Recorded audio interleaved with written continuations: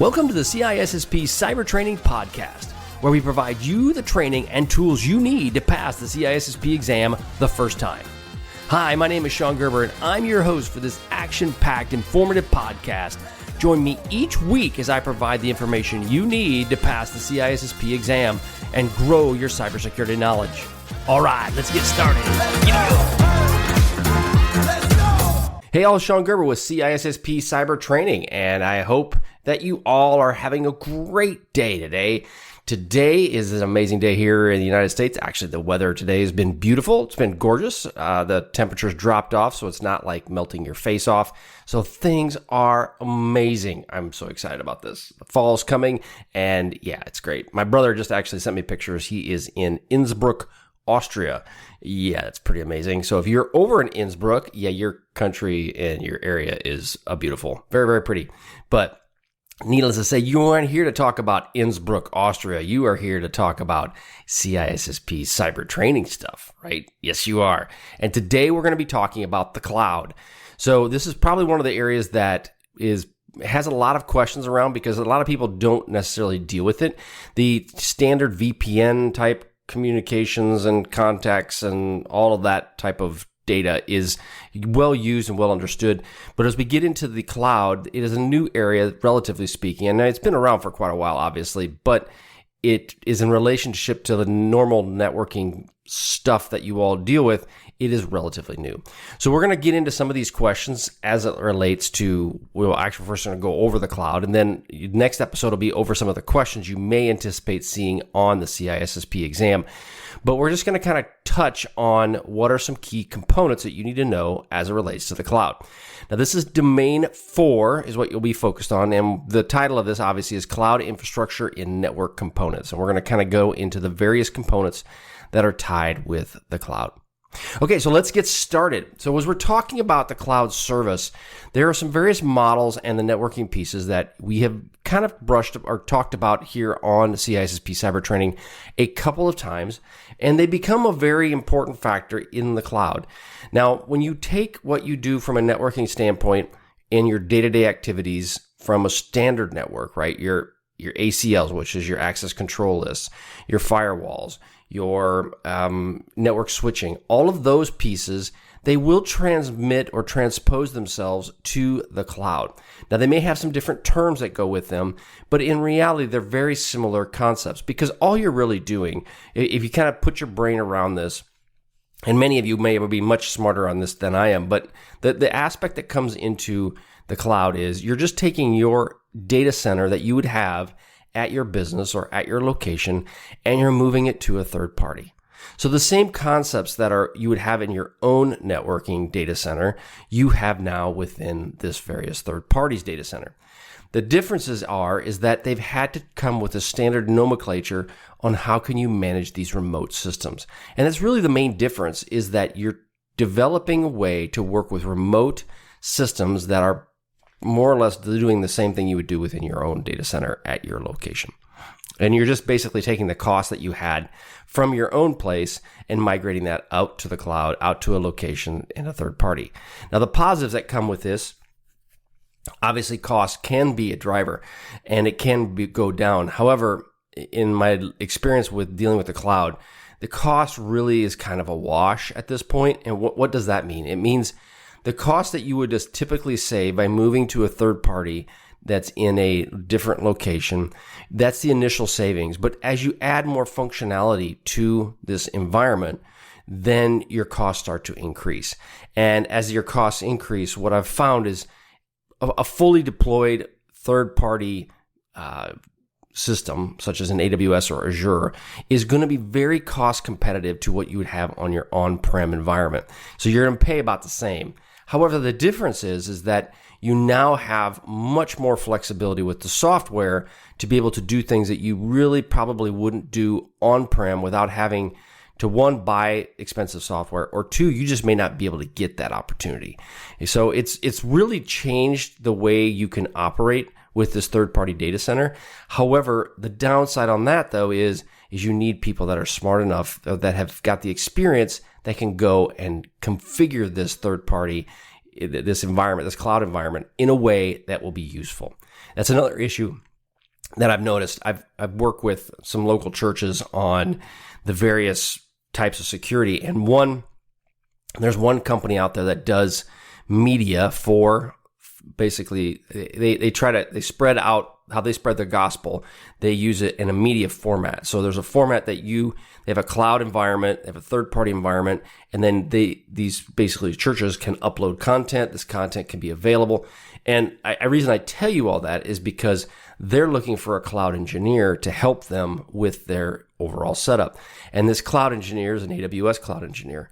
Well, they're hard to find. Now, this is a nonprofit, so they don't necessarily pay the kind of income that many cloud engineers out there are asking for and getting. So the point I'm trying to make with that is, as things are changing, the amount of technology and resources needed to be able to do this, and the experience is going to continue to climb and to grow. Therefore, if you are a security person, then this kind of information was going to be very valuable to you. Okay, so let's get into the different cloud secure service models and the various networking pieces. So when we're going to talk about IaaS, so that's India Alpha Alpha Sierra, PAAS, which is Papa Alpha Alpha Sierra, and then SaaS, which is your Sierra Alpha Alpha Sierra. Okay, so IaaS, PaaS, and SaaS. So infrastructure as a service is what you get when you move a lot of this information or a lot of this data up there to this cloud. And they have what they call a virtual private cloud. Now, this virtual private cloud is an isolated cloud-based network that is designed specifically for you. And this VPC, you can have multiple VPCs, but this VPC is designed as your overall infrastructure with your switches, your routers, all of those aspects. And they're done from a virtualized standpoint. So there is hardware, but this hardware is in their third-party data center, and it is virtualized to a point where it can be used amongst many, many people. So it's an opportunity for the company to be able to spend a lot of money on infrastructure, but that can be used among multiple companies. Now you have security groups. Now, what a security group, you'll hear this, especially as it relates to AWS. And I'll tell you, that's the one that I've worked primarily in. I don't really have a lot of experience in Azure. So if I do reference back to any sort of context, it would be the Amazon AWS environment. Now you have a thing called security groups. What these basically are is they're just a virtual firewall at the instance level. So when you have an instance, you have a virtual instance, they are acting as a firewall. They allow access in, they allow access out. You utilize basically an ACL, like your access control list. You will use an ACL to gain access. Now, what they do allow you for is much more granular access into the data that moves between the VPCs. And so it's important for you to understand that a traditional firewall can give you that level of granularity. However, look at it this way. If you have a Palo Alto firewall and you have a Fortinet firewall, well, how they configure those can be a bit different. Now, they still produce the same outcome, but how you would configure them would be potentially a little bit more different dashboards, different interfaces, and so forth. Well, the security groups is a one interface that allows you to make those granular changes to your network. So security groups are a very important aspect. Then you have a thing called network ACLs. These are virtual firewalls at the subnet level. So it's just basically now instead of having a routing table that would route from one area to another area, you can actually go and break this down even further and get into these network ACLs, these network access control lists that will then get very granular, where this computer can talk to this computer. This Lambda function can talk to this computer and to this subnet, or it cannot talk to any other than this one VPC, which would be a much larger group. So you can get very tight and very granular. So as you can see, the infrastructure as a service, it's just you're keeping the platform, it's being platform agnostic, which basically means you don't have to know Palo Altos, you don't have to know Fortinets, you just have to know the terms that are used within that environment and how to be able to configure those networks. Then there's platform as a service. Now this PaaS, this is where you have the platform itself has been designed and integrated within AWS. Now you have what they call service endpoints, and these integrate with the various networking components. Now you can have a setup where only this PaaS environment will work within this area. So as an example, let's go. If you have an application and this application is built on this platform, well, in the past you may have had to go out and buy all of the aspects that go with this. So maybe you had to buy the software, then you had to buy the hardware. This platform as a service basically has that all set up for you. So you now have your virtual networks embedded, you have your networking components embedded, and you have your software all built into this platform environment. And so it's taking it from an infrastructure standpoint down to a specific virtual platform. Now you can also go to the next level, which is your software as a service. Now this is where you get down into the specific software, and maybe that is the only thing running on this environment. Now we'll say you'll see more of the SaaS type environment, the software as a services within the networks, than you will see many other things, because it's easy for a developer. So let's just say I own a company and I have this really good software.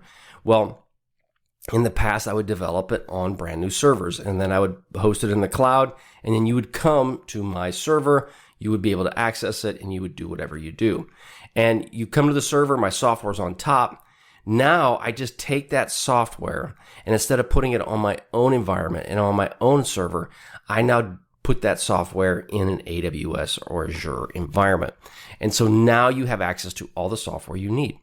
So my wife's Kona ice business, there is various software that we use and we log into, and that software then is running in the background, and it tells us what she needs to do to maintain her trucks, to maintain events, to go visit these events, scheduling employees. All of that is done through this software as a service product. Now we get into virtual network components. In a virtual network component, we have different levels to these. You have virtual switches, routers, and then cloud-based firewalls, which we kind of talked about a little bit. Now you have in your virtual switches, you have a thing called VLAN tagging. Now VLAN tagging is how you can a VLAN is a virtual LAN, and you can go in a traditional firewall and set up VLANs, and you can route that up or firewall or with switch, and you can set up a specific VLAN that your network can be segregated off to. Now you can do that with your virtual network components as well. But the nice part about using these VLANs within a virtual environment is it's much more standardized. So if I go to a Linksys firewall and set up a VLAN, how I set that up might be a little bit different than I would set it up on a Fortinet. And so therefore, this VLAN that you can do tagging, you can specifically tag traffic to go to specific VLANs. You don't have to have a lot of networking understanding to be able to do that. The other thing is traffic shaping you can do with your virtual switches. Now, the nice part about with the prioritization of this with traffic shaping is that you have a thing called QoS, which is your quality of service. You can, in a traditional switch, you'll set up QoS to work where it will prioritize the traffic for it to go to a certain location. Now, if you prioritize some traffic, so like I say at my church again, they have a wireless environment, and within the sanctuary, we want that QoS to be a certain level. When I have the people that are singing up front, I want them to have the maximum amount of bandwidth available to them, because it's important for that information to actually make it to the speakers. Whereas if somebody's surfing on their phone or looking at their Bible app or whatever they're doing in the sanctuary, that isn't as important as it is for me to send the data back and forth with the music. So therefore the QoS would be different. Same thing, you can do traffic shaping with these virtual systems that will allow the data to go in a way that you prioritize it over other data. And it gives you a real easy way to do that. Now, when you deal with virtual routers, again, you have also the ability to do dynamic routing. This will support for border gateway protocols, open short path frameworks. It'll also do all of those aspects that you would typically get within a normal networking environment. You can have within these virtual environments as well. You have high availability. There's a nice part about having it within the cloud is you can actually have the systems high available, which basically means if something were to go down, it will automatically roll over to something else. So you can have high availability set up in a failover situation for these routers versus having to go out In a traditional router that I have within our network, I may have multiple routers in place. I may have multiple firewalls in place because they're of physical firewalls, because if one was to fail and all the traffic's going through both firewalls, if one was to fail, it would fail open or it would fail over to the other firewall, allowing the traffic to pass through.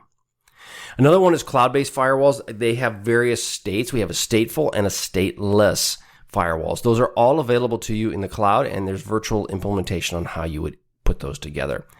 They have IDS, which is your intrusion detection and prevention systems, and then they also have deep packet inspections. So each of these things that we've talked about within the standard networking environments are available to you within the virtualized components.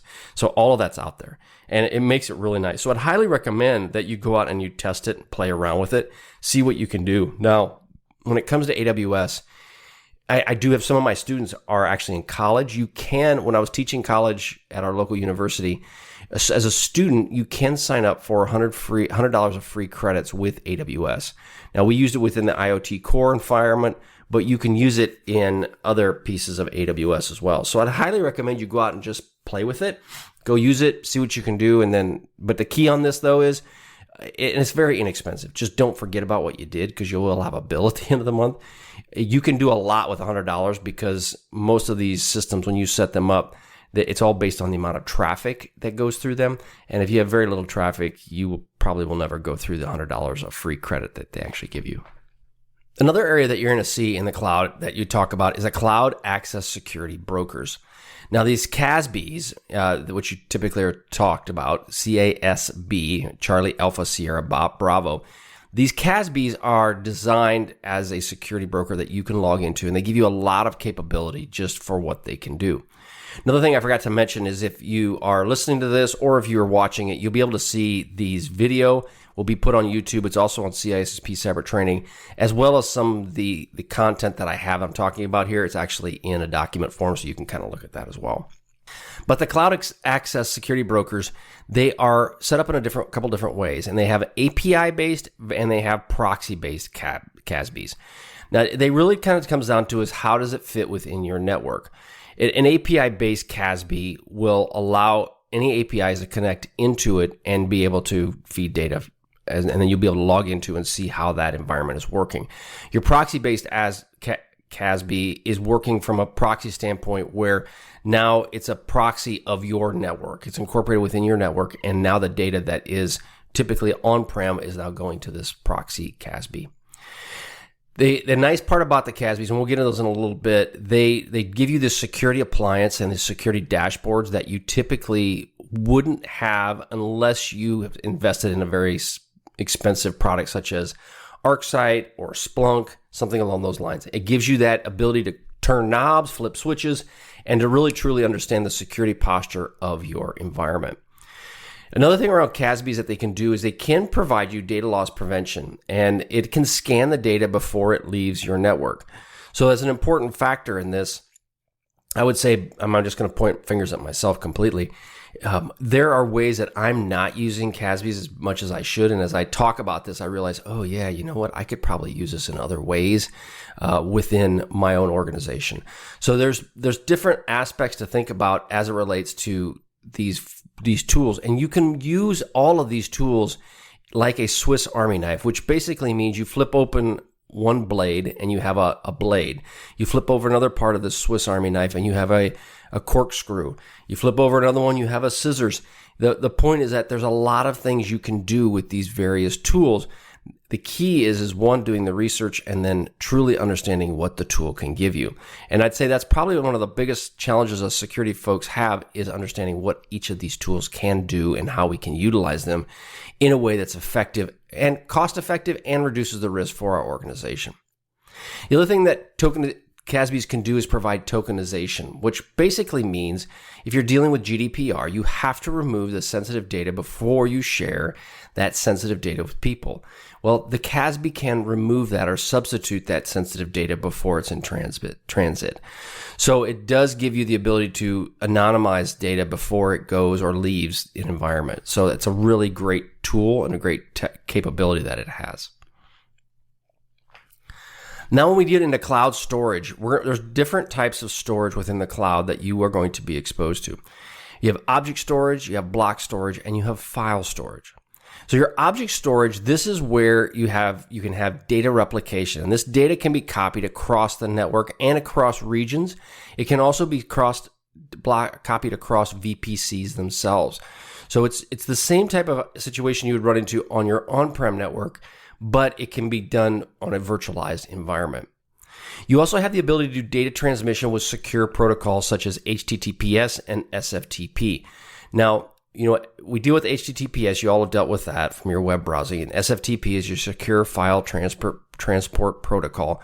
The nice thing is that setting up these SFTP connections and even using IPsec, which is your IPsec protocol, in the past has been very challenging. In the cloud environment, it's just a matter of clicking a few little buttons.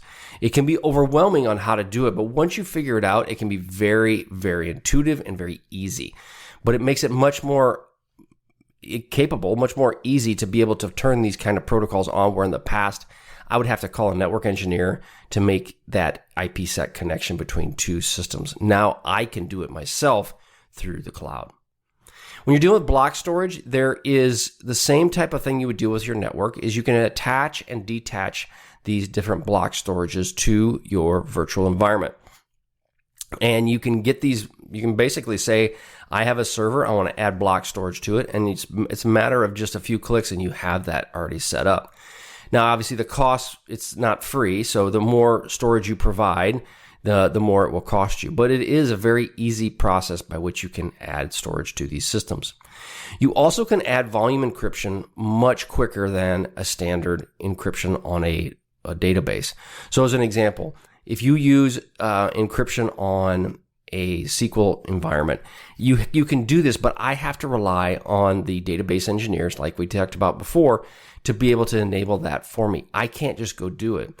Whereas if I am managing my virtual environment through AWS, I can actually turn on the overall volume encryption by myself. Now, the downside of this comes into is that if I don't know what are the ramifications of doing that, I could actually cause myself a little bit of headache, and then I have to troubleshoot why I put the encryption on, but why are things breaking? So you still need these database folks to help you with that, but it's much more useful and easier for me just to actually turn the security tools on versus just letting someone else do that for me. Now we're going to get into file storage. This is where you have network file systems, or NFS. This is where you can mount storage over your specific network. And it allows the network to be as that conduit to store this information. That's a really cool option. Now you have this right now, right? If you look at networking, you're probably going, yawn, I've done network file storage forever. Well, you have, and it's been stuck within your own network in most cases, not always, but in most cases. Here it's the same concept, but now it's done and it's scattered across your overall virtual environment. So it's great. The downside is, though, from a security standpoint, the more network file systems that you have, the more places you're storing data, now the harder it becomes to secure and to know where all that data is going. So there's a downside to that. The server message block, this is also a Windows-based network file storage system, and that SMB is something you've dealt with as it relates to standard networking, most likely. But you get that same capability with the cloud. So now we're going to talk about hybrid and multi-cloud networking. So what is that? So when you have a direct connect, what this deals with AWS, so if you have an environment that's, say, your machine shop in somewhere, you can have a direct connect with AWS, which basically means anything that I drop on my network within my environment, within my little machine shop, will automatically get pushed to the AWS environment. That's a direct connect. Azure calls it express route, but basically what it comes right down to is it bypasses, you have two different options. You have a private peering and you have a public peering. The private peering will bypass the public internet and goes directly, you have a direct connection from your house or from your machine shop to the AWS servers. There's a public peering where it will access these same cloud services over the internet that are on a dedicated link. So the whole point of it comes into is if you want to have it private, you would have a direct connect that's a private link to AWS. Then you have a public, more or less a public link, used it with over the internet to AWS. Each of those, the standard default would be the public peering. If you want a private network, then you will have to pay for it. But there is the ability for you to do that. And so it's just, you keep that in mind as you're looking at your overall costs. And that's considered what they call a hybrid environment. So when you have that direct connect, they consider that a hybrid environment. Now, if you have a multi-cloud, well, so let's say, for instance, you have a cloud between AWS and you have a cloud that is with Azure. If you have these clouds set up, then what will happen is that you can actually transfer data between these various clouds. Now, if you do that, there is some cost that's associated with it.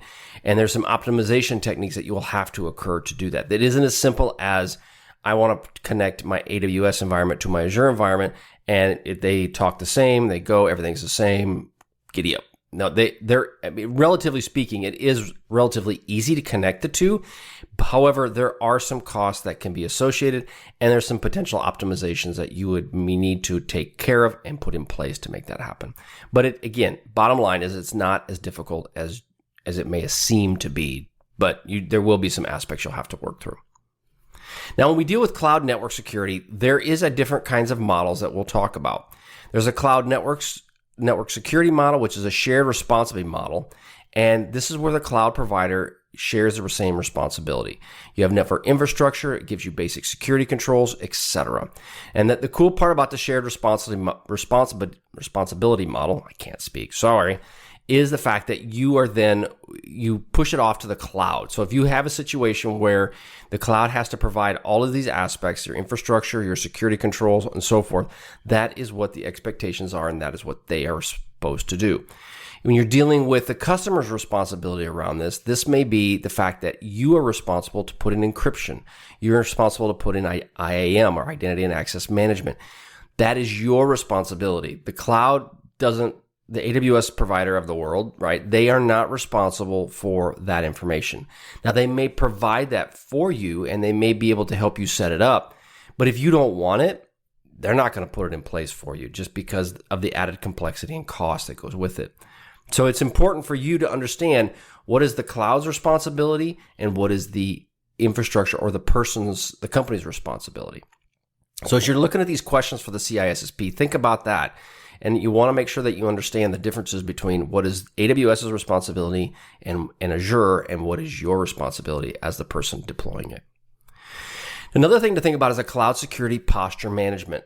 What it's called a CSPM. That's Charlie Sierra Papa Management. I can't think what M is. Mike. I was going to think mango. It's not mango. Well, it could be a mango, but no. So Charlie Sierra Papa Mango. The mango part of this. So when you're doing configuration audits, it will help you with your overall security posture of your company and of your AWS deployment. And that's a really great thing, especially when you're dealing with compliance and auditing and assessing. So having that ability to do that is really important. It also will help you with compliance monitoring to ensure you're meeting regulations such as GDPR and HIPAA. So the CSPM is a good add-on to be able to do that. And there's also companies out there that will help you just even get that started and set up. But the CSPM is a really good way to help from a compliance/audit assessment capability. Now, we talked about different types of service endpoints. You have public endpoints, you have private endpoints.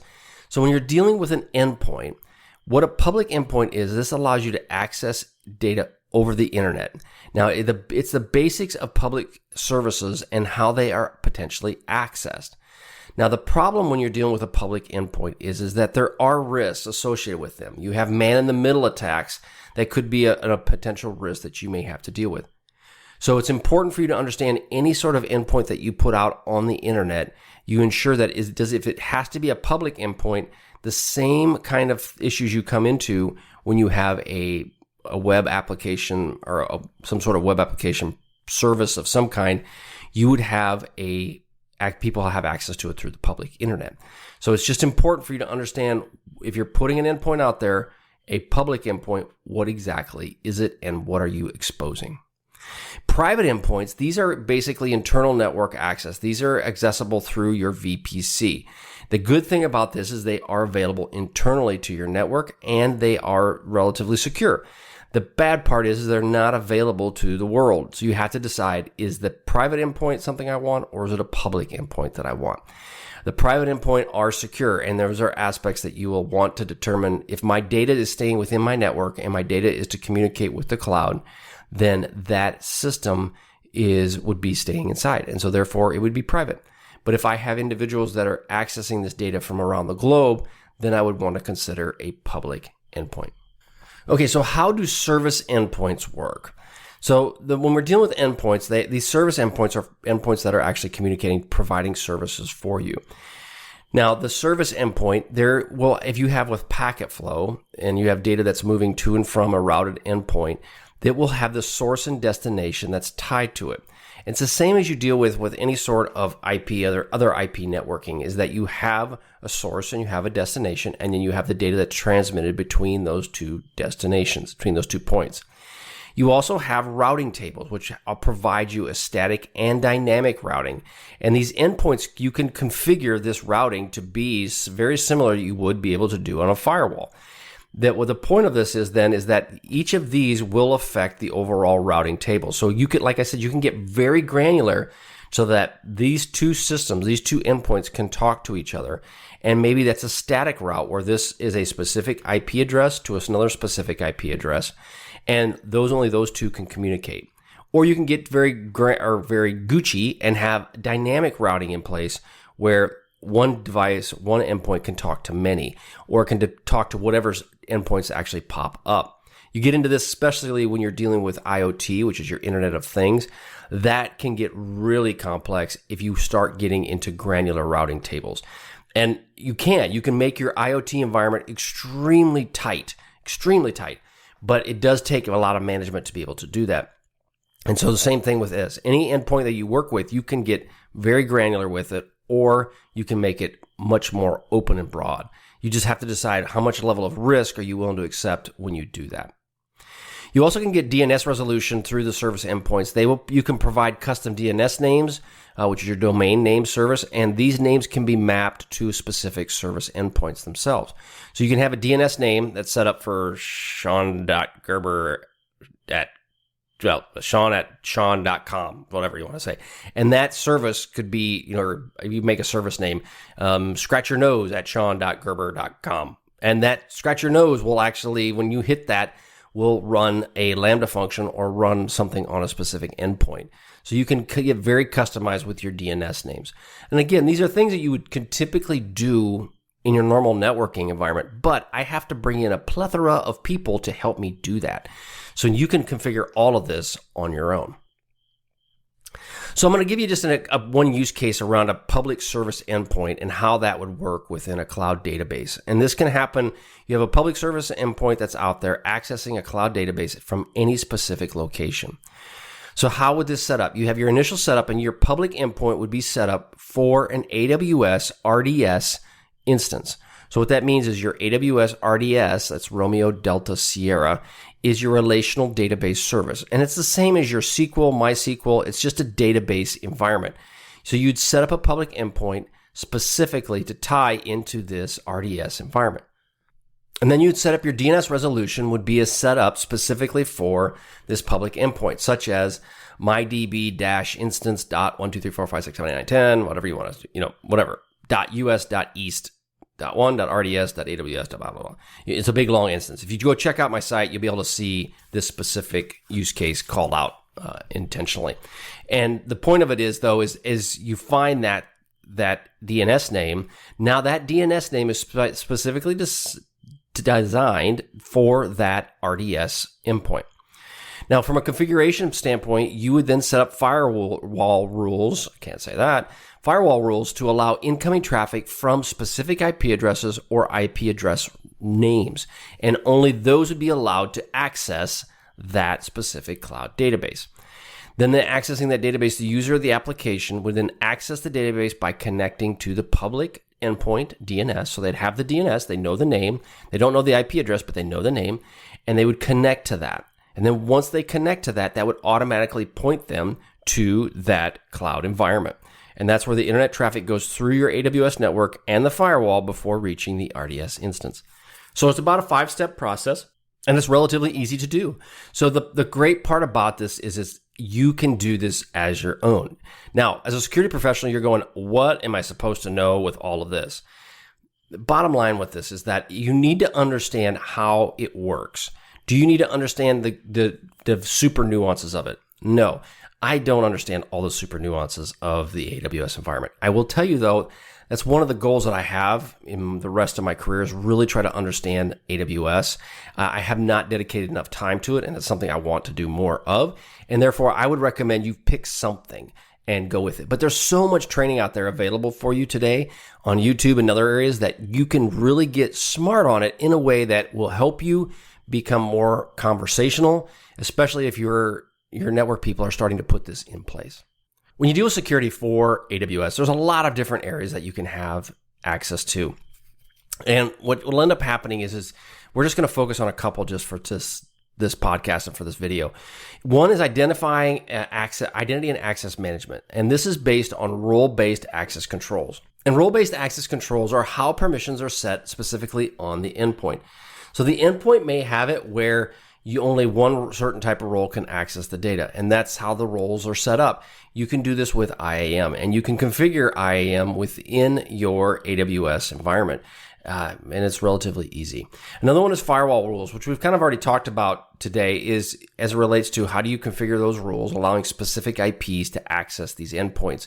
This can be done through IP whitelisting and through port restrictions. So you can have specific IPs can access the endpoints, and then you also can limit the range of what are the accessible ports that can gain access through the firewalls. So there's a lot of areas you can do, a lot of granular connections you can make within the AWS environment. So I highly recommend you kind of go check that out as well. But those are some of the security measures. Now there's many more that you can do, but those are the basics, right? You have your IAM, your roles, and then you have set up your firewall rules to allow IPs communicating between the various environments. You can also set up Lambda functions, which with AWS, they call it Lambda, but it's basically a script that will trigger in the event something happens. So it's an if this, then that kind of thing. The Lambda function can trip. Now, you have integration with services. You can integrate with databases, SQL, NoSQL. You can do all of those aspects. You can integrate with other types of relational databases that are out there. AWS has a plethora of databases that you can connect to. You can use their own RDS environment as well.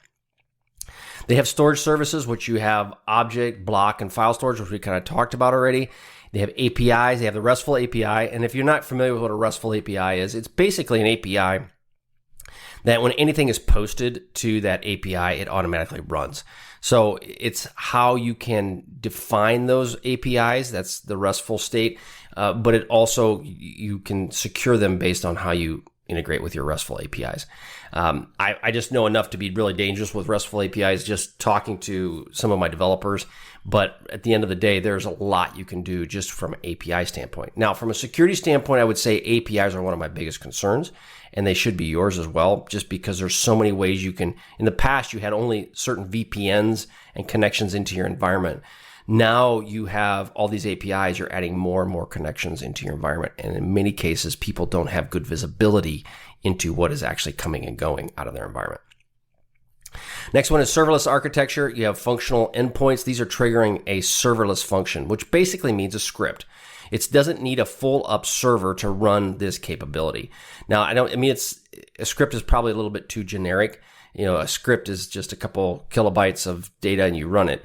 This is, you can, instead of having an entire server designed to run maybe a small couple processes, you now can just run these processes, and it utilizes a certain percentage of the overall server to run these processes. So it's a step beyond a script, but it's kind of like a script. But there you have that overall serverless architecture is a very helpful part. And then the various use cases we kind of talked about, again, where you have hybrid cloud scenarios, and then you also have multi-cloud deployments. You can interconnecting of the clouds can occur very, very easily, and you can have endpoints that can communicate between these clouds. However, keep in mind the costs associated with intercloud connectivity can go up quite substantially, especially if you're dealing with any sort of data replication between one cloud and another. You really got to watch your expenses because it can get out of hand very fast. All right, that's all I've got for today. I hope you guys had a wonderful experience, and I hope you learned a lot about Cloud Essentials as it relates to the CISSP. Go check everything out at CISSPcybertraining.com. You can get access to my free CISSP questions. Just go to freeCISSPquestions.com, and you can get some access to those. Also, just go to CISSP Cyber Training, and you can get access to all of this content. I have $1 free trials that are $1 trials that are set up to try out the content. Just spend $1. You can go check it out, see if you like it. If you don't, just cancel. It's not a big deal. But there's all of this data information is available for you. The best thing about this CISSP training over other of my competitors out there, I'm just going to be honest. I'm giving you the expertise from a CISO that someone has dealt with all of these aspects. I can help you. And it's more than just learning to pass the CISSP exam. You are actually going to get the information you need to be successful in the role and learn what you need to learn to be able to be that CISO or to be that director of IT security or just lead whatever you want to be as it relates to security in your environment. I've been there, done that. I got the t-shirt. I can help you.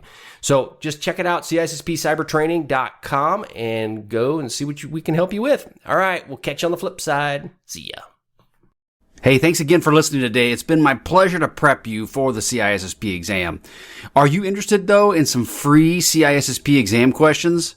Head on over to freeCISSPquestions.com and sign up to join my email list, and you'll receive access for 60 free CISSP questions each and every month for the next 6 months. That's a total of 360 questions just for signing up with CISSP Cyber Training. You'll also gain access to other free CISSP resources, so just head on over to freeCISSPquestions.com and sign up, or head on over to CISSPcybertraining.com and sign up today. Have a wonderful day, and we will catch you on the flip side. See ya.